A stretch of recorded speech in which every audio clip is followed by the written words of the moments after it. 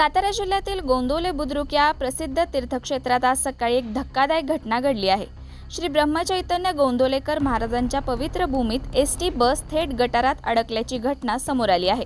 आज सकाळी सुमारे 7 वाजण्याच्या सुमारास रोहा आगाराची MH20 BL 3953 क्रमांकाची एसटी बस गोंदवले बुद्रुक येथे पोहोचली।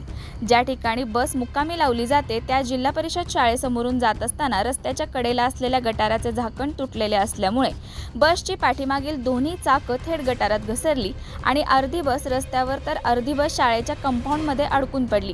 सुदैवाने त्यावेळी बसमध्ये एकही प्रवासी नव्हता, त्यामुळे मोठी जीवितहानी टळली।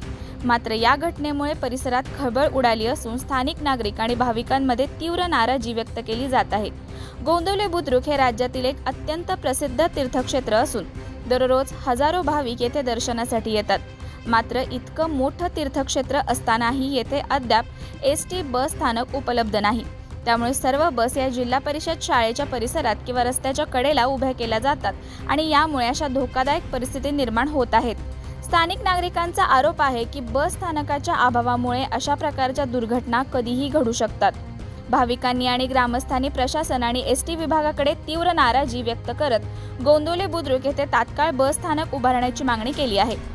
योग्य सुविधा उपलब्ध करून दिल्यास भविष्यात अशा दुर्घटना टाळता येतील अशी अपेक्षा व्यक्त केली जात आहे।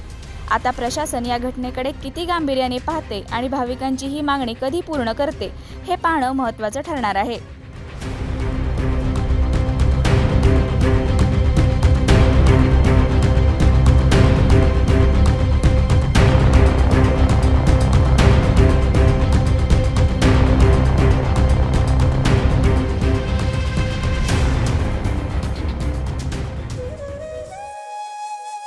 अशाच नवनवीन अपडेट्ससाठी आमच्या खबर गावाकडची या चॅनेलला सबस्क्राईब करा, आमचे व्हिडिओ लाईक करा आणि शेअर करा।